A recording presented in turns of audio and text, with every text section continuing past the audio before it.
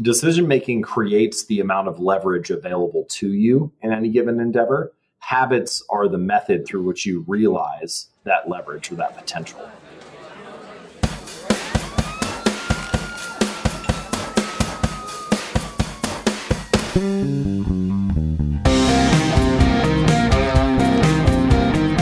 In Napoleon Hill's timeless classic, Think and Grow Rich, he defines a mastermind group as the coordination of knowledge and effort between two or more people for the attainment of a definite purpose. In this podcast, that coordination is created between you, me, and our amazing guests. Our definite purpose is achieving extraordinary results in your business and your life. I'm your host, Brad Mulvey. Welcome to the Millennial Mastermind Podcast.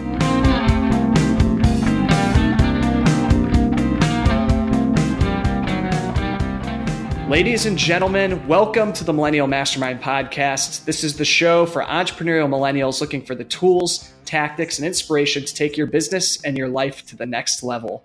Today, we have the pleasure of being joined by James Clear. James is the author and creator of JamesClear.com. His literary works are focused on habits and decision-making and combine ideas from a range of disciplines, including biology, neuroscience, psychology, philosophy, and more. The ultimate goal of his work is to answer a question that lies at the core of what it means to be human. Is it possible to master the habits that shape our lives? And if so, how do we do it? Anyone who subscribes to the Millennial Monthly newsletter has likely seen some of James's articles before, as I sprinkle them in there every couple months because I can't help but find his content to be so timely and relevant to my own journey that I've shared it a few times with you guys. So James, welcome to the show. Excited to have you here. Yeah, thank you. I'm excited to be here too. Thank you very much for the kind intro. It's very nice. Yeah, and I think the obvious place to start would be that ultimate question of, is it possible to master the habits that shape our lives, and how so? But we won't start there. I feel like if that's your ultimate goal, that might be too big of a question to start with. But let's just start with habits in general. How did you get fascinated in this area, and kind of how did what is your background that got you so intrigued in this human optimization type space? Sure. So, academically, I've always been a science guy. I studied mostly chemistry and physics in undergrad. And when I went to graduate school, I was in business school, but I also took classes in school of public health. And so I was had touch points there with anatomy and epidemiology and things like that. So I've always had a academic foot in kind of like science-based work. But really where I first started learning about habits was by practicing them. And I didn't know it at the time. I didn't really have language for it. I was a college athlete. I played baseball all the way through college. And in addition to the habits and practices and rituals that we were using on the field, I also had a variety of habits that I was following in the classroom. And it was only after the fact that I realized, sometimes things go well, sometimes things go poorly. And I didn't really have a way of explaining why that would happen in certain cases and not in others. And after I finished graduate school, I started my own business, and I started to realize, I have these ideas. And like a lot of people, I kind of flopped around for the first 2 years or so and tried a bunch of different business ideas, and things weren't sticking. And I started studying consumer psychology. And that was what led me to behavioral psychology and learning about habit formation. And it was only at that point, a few years after my athletic career had ended, that I started to develop some of the ideas and learn some of the reasons why some things would go well and some things would go poorly. And at that point, I started writing about the concepts on my own and sharing them at JamesClear.com. And that was when things kind of took off, and I started sharing those ideas more widely. I love it. So if we could just dive into this habits topic a little further, what have you found through your research and all of the writing that you've done that really, what is the reason that habits, or the purpose that habits have in achieving and becoming more effective in achieving success? Yeah, it's a great question. I've just spent, in addition to I've been writing at JamesClear.com since late 2012. So, 5 or 6 years now working on that.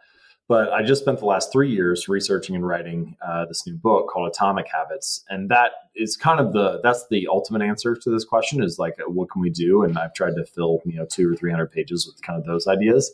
But the short answer is that there are many different levers that you can pull to make some habits easier and other habits harder if you want to make a bad habit difficult, for example. And in particular, I kind of categorize them in 4 different areas, 4 different levers that you can pull. And those are, from a high level, make it obvious if it's a good habit, or make it invisible if it's a bad one. So make it obvious, make it attractive if you're trying to form a good habit, or make it unattractive if it's a bad one. Make it easy or make it difficult, and make it satisfying. So make it obvious, make it attractive, make it easy, make it satisfying. Those are kind of the 4 overarching principles. And now, there are dozens of ways you can apply those ideas, and that's what the book goes into in detail. But I will say that, the way you ask that question there makes it sound like, oh, there's kind of one ultimate answer, but there isn't. There are many partial answers. And by accumulating those partial answers, you ultimately get closer to the end goal, which is, having this system of good behaviors and bad ones. And in fact, this is one of the reasons why I chose the phrase atomic habits for the title of the book. It's that each individual habit is not necessarily going to change your life on its own. But when you accumulate them together, just how atoms come together to make up molecules or larger compounds, your habits should come together and be like the fundamental unit of a larger system. So the way to, get in great shape is to have a collection of small habits that are all oriented toward that one goal. Same way for building a successful business. The way to build a successful business is to have a collection of habits that are oriented toward that task. And this is true both internally, so the habits of the company, the habits of the people who work there, and externally, the habits of the customers, and how you kind of optimize each of these little behaviors or solve each of these little problems that they're facing. And when you accumulate them all together, the atoms form a larger system, and you get something really productive. So when you're creating that collection of habits, do you recommend starting with one and building on each other, or coming up with that system from the get-go and trying to kind of implement the system all at once? What have you seen as being successful? Yeah, it's a great question. The first place that I recommend starting is by thinking actually not about the habits themselves, but about the identity. So this can be either the identity that you want as a person. What type of person do I want to be? What do I want to stand for? Another way to ask that question is, who is the type of person that could achieve the result that I'm looking for? So for example, if you're, a lot of people have weight loss goals, for example. So let's say you want to lose 40 pounds in the next 6 months or something. Well, the question to ask is not like, what diet program should I follow, or what nutritional thing should I do, or whatever. People get into the weeds very quickly. The question to ask is, who is the type of person that could lose 40 pounds? And you start to realize, like, oh, if I wanted to have that kind of identity, it might be the type of person who doesn't miss workouts, for example. And so you're able to shift your focus from getting this result of losing weight to becoming the type of person who doesn't miss workouts, to building that type of habit. That same line of questioning can apply to a business as well, or a startup. What is the identity that we want this business to stand for? And you'll often find that really successful businesses have a very strong shared identity among the people who work there. So for example, one of the reasons people are crazy about CrossFit is because there's this very strong identity that's tied to what it means to be there. They have like a shared language. You don't go to a gym, you go to the box. You don't do exercises, you do the WOD, or the workout of the day. There's all these little things that create a shared identity. And once that identity is adopted, it becomes much easier to be in the habit of being a CrossFitter and all the things that come from that. So I think the first place to start is with identity. Now, once you have, and I'll offer another little hack there. Sometimes the question of what is the identity that I want, or who do I want to be? It seems like a very big question. Mm-hmm. So one way to get to an answer for that is to simply start at the end goal and then back your way into it, like reverse engineer it. So you could say, all right, well, I don't know what I want my identity to be, but I know that I want to have 1 million visitors a month to my website. And then you can say, okay, how can we get 1 million visitors a month to our website? And you start backing into the different ways traffic could come or something like that. And you say, all right, well, we could get 1 million visitors from search engines. And the way that you get visitors from search engines is you need to write more content. And so then you can eventually get to the point where, the identity I need to adopt is being the type of person who writes one article a week or something like that. So you can eventually back into what the identity should be. But the ultimate point is the focus should be on being that type of person rather than getting that type of result. So once you've done that, then you can start to worry more about the technical aspects of like building the habit of going to the gym every day or writing a 1 article a week or so on. Makes sense. And so we've been giving habits all the love so far, but I know you write a lot more than that. On your site, you talk about things like motivation, goal setting, productivity, mental toughness, a whole range. That's just naming a few. But outside of habits, is there one topic that really seems to get a lot of attention or really is a big draw that, when you post an article about that, you're getting a lot of engagement through that? And if so, do you have any thoughts into why that specific topic has been popular? Yeah, I'll give you two. So one is motivation. It's interesting. I think everybody wants to feel motivated. It feels good to be motivated. And we all often talk to ourselves and say things like, oh, if I just had the willpower, if I just had the motivation to do this, then I would, have XYZ result. However, I think that the motivation part is actually overvalued. I think that the topics that are undervalued that I write about and that should get more interest than they do is decision making.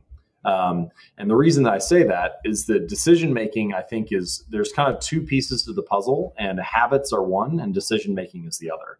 So, for example, decision making creates the amount of leverage available to you in any given endeavor. Habits are the method through which you realize that leverage or that potential. So you could have one person who creates a new business, let's say selling candles or something. Nothing wrong with selling candles, totally fine business. But then you have another person who creates a new business and it's a software product for, like a customer relationship management tool for large businesses or something like that. Now, both of these businesses, the owners are going to work hard. They're going to spend a lot of time focusing on the goal. But the initial decision of which type of business to work on massively changes the amount of leverage that you have, the margins in the business, how quickly it can scale, how many people you can reach. That was all determined by the initial decision.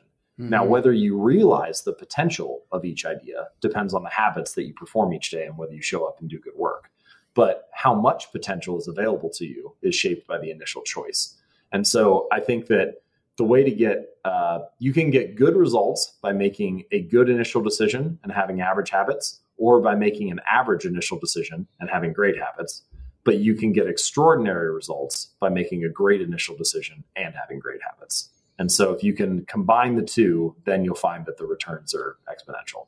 That's interesting. So is there one or two hacks or tips that you might have for good decision-making that questions people should be asking themselves going into these really key decisions that are going to have a huge lasting impact, like what type of business to go into? Well, so the first thing to realize is that decision-making is happening all the time, right? We're doing it every day. So this is not I think sometimes we view, and we act this way about habits too. We act like they're a finish line. Like it's, let me do it once. And then once I get this habit set, then I'll be in shape and I won't have to worry about it anymore. But it's a process. There is no finish line. It's a never ending thing. It's a circle, not a point. So decision making is the same way. So you need to have some kind of ritual or practice for reviewing your decisions or thinking about them in some clear way, even if it's just as simple as giving yourself 10 minutes to just think each day and not have anything to do. You can just put that on your calendar, just 10 blank minutes just to think. But from a practical standpoint, if you want a little exercise, there's something called the 10-10-10 rule. So for any time when you're making a decision, you can ask yourself, how will I feel about this in 10 days, 10 weeks, or 10 years? And the point here is that any decision that we're making is made in the present moment. By definition, you're living this moment right now, so you're making it here. And the human brain is wired. I write about this in the 4th section of my book. The human brain is wired to prefer immediate outcomes over long-term ones, to prefer instant rewards over delayed rewards. Now, this makes sense. It's a strong system to have evolutionarily because when we were on the African savannah foraging for food or hiding from lions and so on, it made sense to prioritize something in the immediate moment, a reward that you could get right now. It's better to have a patch of berries right now than to maybe be able to go to one tomorrow, which might be gone or have been eaten or whatever. So it makes sense to value the immediate reward. But our current society is designed such that many of the rewards of our modern society are delayed. You go to work and you get paid in 2 weeks, or you save for retirement and then you have enough money 20 years from now. So you need to be able to consider the long-term outcomes of your actions more today than our ancestors did in the past. And the 10-10-10 rule is simply a way of reminding yourself to do that, of trying to look at the decision you make now over a broader time scale. And that's just one little hack for making better decisions. I love that. And so changing gears a little bit, I was looking back on some of those articles that I mentioned that I've shared with, whether in my newsletter or with my mastermind group or just friends. And one of the ones that actually comes up pretty frequently that I shared with my mastermind group a couple months ago was one that you wrote called "The Mistakes Smart People Make: Being in Motion versus Taking Action." And I think that this is highlights a trap that I've definitely fallen into. So would you mind just sharing kind of the difference in those two concepts of being in motion versus taking action, and the pitfalls that listeners should avoid? Sure. So I'll share a quick story to illustrate it. And this is from, I think, chapter 12 of the book. So there's this guy named Jerry Ulisman, who's a photographer at the University of Florida. And he had this film photography class, and he came in on the first day and he said, all right, everybody, we're going to divide the class into two groups. And everyone on the left side of the classroom is going to be graded on the quantity of the work that they produce. So if you make 100 photos over the course of the semester, then you'll get an A. If you make 90 photos, you'll get a B. If you make 80, you'll get a C, and so on. But it's based on the quantity of photos that you make. Everybody on the right side of the classroom, you're going to be judged based on the quality of the work that you do. So you're only going to have to make one photo throughout the whole semester, but it has to be the most perfectly composed, perfectly lit, perfectly delivered photo that you can. And he got to the end of the class, end of the term, and he's judging all these photos, and he realizes there's this interesting thing that actually all the best photos were the ones from the quantity group, not from the quality group. And the reason is because the quantity group was busy testing different compositions, experimenting with light, honing their skills, learning from their mistakes. And eventually, over the course of 80 or 90 or 100 photos, they produced a really amazing one. Meanwhile, the other group was sitting around thinking about what would be a perfect photo and trying to theorize and map it out in their head rather than actually honing their skills. And this, I think, is an example of this concept that I refer to as motion versus action. So planning to do something is motion. It will never get a result by itself. Actually doing something is action. And an action, the distinction between the two is an action will or has the potential to produce the result that you're looking for. Motion by itself will never produce the result. It does not mean that motion is not useful in some way, but it simply won't get you there on its own. So for example, we do this all the time. If you say, I want to get in shape, going to the gym and talking to a personal trainer about signing up for a class is motion. It isn't a bad idea. It's just you can talk to trainers all day long. You're not going to get in shape. The only way to get in shape is to step under the bar and do some squats or bench press or whatever, do some kind of workout, step on the treadmill. That is action because it has the potential to deliver the result that you're looking for. Same way for building a business, getting business cards designed or tweaking your website or talking about what you should name your next product. None of those things, you can do those things all day long, but you're not going to actually have a business. You can just keep redesigning your website and keep tweaking your business cards and continue debating product names. But the only way to actually have a business is to make sales and have the sales outpace the expenses that you're making. So making sales calls, shipping products, creating new products, those are things that are that are actions versus motions. So the distinction here is that planning is useful, but only before or until it becomes a form of procrastination. Once planning becomes its own form of procrastination, it's no longer useful. And most of us probably would benefit from leaning more toward the action side of the spectrum than the motion side. Yeah. And you had another article that I loved that was titled "Successful People Start Before They're Ready." And it's a similar concept. And I think in that you shared a story about Richard Branson, how he started Virgin Airlines. And that is another concept that I think goes hand in hand with this of you just need to start taking action. But would you mind sharing a little bit of your perspective on starting before you're ready? Sure. So similar to motion versus action, it doesn't mean that you should just do things without thinking about them or jump in head first without having any type of planning. It's simply a reference to the fact that the majority of people, the default seems to be to act slowly, doubt ourselves, push things off until the next day, try things for a day or two. And once you hit a roadblock, just kind of like fade away and do something else. It's easier to come up with business names or research more. That's a huge one. Trying to find the best diet plan or the optimal business idea. These are all just forms of planning, all just forms of motion rather than action. And when I say things like successful people start before they feel ready, what I mean is that they lean more on the other side of the spectrum. They lean more on learning by practicing rather than by passively reading. Or passively consuming information. And that, I think, is the distinction. Many amateurs will learn through passive download by watching YouTube clips or listening to podcasts or reading books. And there's nothing wrong with any of those things. I do a lot of them myself. You need to consume new information. But what you find is that anybody who has mastered a skill probably performs the bulk of their learning through practice rather than passive download. Anybody who has mastered karate has spent far more hours in the gym than they did reading books about karate. Anybody who has mastered the sales process or is the highest performing salesman in their company has spent far more time making sales calls and meeting clients than they have reading the latest sales technique or going to a motivational seminar. And this is true for pretty much anything that you can try. The way to actually master something is to practice it. And there are a couple things that happen when you start to do that. The first is practice. When you're planning something out, you can get real complicated. You can come up with a very complex outline for a book or a very detailed business plan. I mean, I've seen business plans 40, 60, 100 pages long, and the business never actually turns into anything. And part of that is because when you start to practice something, you force yourself to not gum up the gears so much. You have to simplify because you can only do one thing at a time. And in order to actually get a result, you can't be keeping these 40 pages of ideas in your head at any given moment.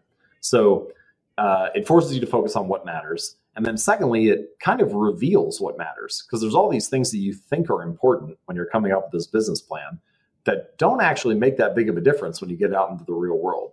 And so the moral of this story is that to start before you feel ready really means to put practice over passive learning. To be dedicated to being a craftsman rather than a researcher. And I find that that's probably the way to improve your skills in nearly any area. Another thing that you write about is mental models, critical thinking strategies, things of that nature. And one that I've heard you talk about it and I've read about it. And one of your articles is this concept of inversion.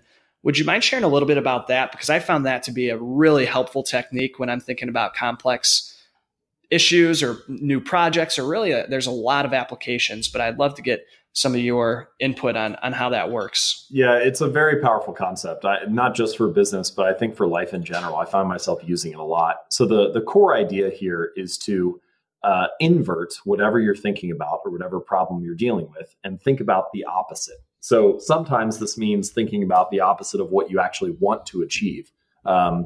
Famous Stoic philosophers, for example, would perform this practice where they would ask themselves, like, what if I were to die today? Or what if I were to lose an arm? Or what if I were to be homeless or something like that? Now, nobody wants any of these things to happen, but by inverting and rather than thinking about what you want, rather than thinking, well, what if I could get a mansion? Or what if I could drive a Ferrari? Or what if I could whatever? By thinking about the opposite, it forces you to come up with strategies for how you would cope with that, how you would deal with it. And also what you can do today to prepare for it, to prevent that. So if you ask yourself, what if I were to be homeless? Well, suddenly maybe you have a little bit more motivation to build up a larger emergency fund or to save more money for retirement or something like that. And What inversion is particularly useful for is for reminding yourself or realizing ways that you can avoid bad outcomes.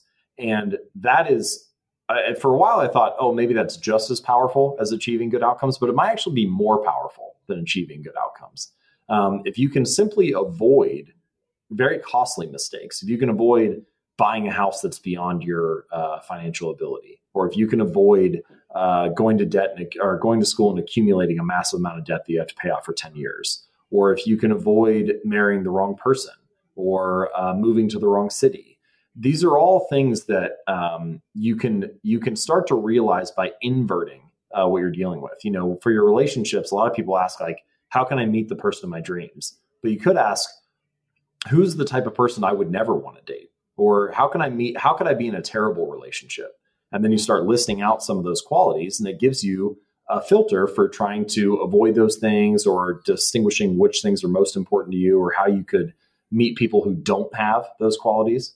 And there's many ways to do this in business. So you can ask yourself, most advertising campaigns start with who is our target customer? But you could ask, how could we turn off our target customer? How could we annoy them to no end? How could we be the last thing that they would want to buy? And you start to realize more about this person that you're trying to reach. So inversion can be quite useful because it reveals things that are very easy for you to overlook. And it often provides ways for you to avoid the pitfalls that are surprisingly easy to fall into. Yeah, I love it. And I think that, like you said, it can be used personal life, business life, if you're starting a business, if you're in a job, whatever it is. So that's definitely a powerful one. I know we're wrapping up on time here, James, but one question I love to ask guests when they come on is, if you could hop in a time machine and go back in time to speak to the 25-year-old version of yourself, is there one piece of advice that you've learned, or you've written about, or you've heard about over these past years that you would give to 25-year-old James? It's a good question. I was just starting my business around that time.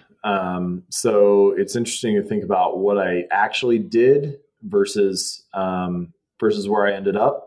I think the main piece of advice I would give myself are reach out to more people. When I think about most of the good ideas that I've come across in the last 5 to 10 years, it's almost always been a result of conversations that I've had with other interesting entrepreneurs. So reach out to more people, whether it's just talking to them on Skype or anything. I mean, I didn't live in New York or San Francisco or LA or somewhere, where everybody was hanging out. So I had to do most of it online, but I think that can still be very valuable. And the second thing is produce better work. The better your work is, the best networking tool possible is to make something amazing. When you make something amazing, everybody wants to hang out with you because they look at how great it is. And it's so much easier to get a response from people when you can say, hey, I really respect what you're up to. This is what I've been working on. I'd love to talk about XYZ sometime. And when that person goes and checks it out and sees, wow, this is really awesome, then they're going to want to hang out with you. So I think that those would be the two things that I would encourage myself to focus on. Yeah. And just to add on to that second answer too, the way to make great work is to start taking action and creating any work. For anybody who's listening, who's got their idea that they're considering, your first blog post might not be a home run that is drawing a lot of attention from these all-stars that you want to connect with. But once you write 100, 200, 300 of them, then you start gaining attention. And I know that's been the case with me with the podcast. There's no way I could have gotten James Clear on here if I started with episode 1 reaching out, but now here we are. So I think that core idea, it echoes something I was told early on, which is most creators feel this to some degree when they get started. They feel like imposter syndrome, or who am I to write about habits, or who am I to, write about whatever the topic is. But I had a friend tell me the way that you become an expert is by writing about it every week. So I wasn't an expert on habits when I started, but I wrote 2 articles a week for 3 years, and then you start to know an awful lot about the topic by the time you get done. And I think that's true for any endeavor. And it also is true that the time is going to pass anyway. Those 3 years are going to pass anyway. So you might as well start now and get through if the most painful part of the process is the beginning and until you become an expert, you might as well get through the beginning as soon as you can. and start to learn that stuff so that then you can enjoy the rewards on the other side. So I would echo that and agree with, get started as quickly as you can and start, try to do the best work you can every week and start now. Yeah, that's an awesome sentiment. So anybody who wants to learn more about you and they want to check out the book, it should be released the day this episode is posted. So where can they go to learn more? Sure. So the book is called Atomic Habits, and you can find it on Amazon or anywhere books are sold. And if you'd like to find out more about my work or just poke around a little bit, you can just go to jamesclear.com and feel free to take a look at some of the articles and check out the newsletter and see what you like. Fantastic. Well, James, thank you so much for taking the time and spending it here with us at the Millennial Mastermind Podcast. This is an awesome conversation. Like I said, I'm an avid consumer of your content, so I recommend anybody who's listening, go on and subscribe to your email list, get those articles sent right to their inboxes. Makes it easy to consume and spot them as they come through. So appreciate you taking the time to join us today. Yeah, thank you so much for having me. It was great.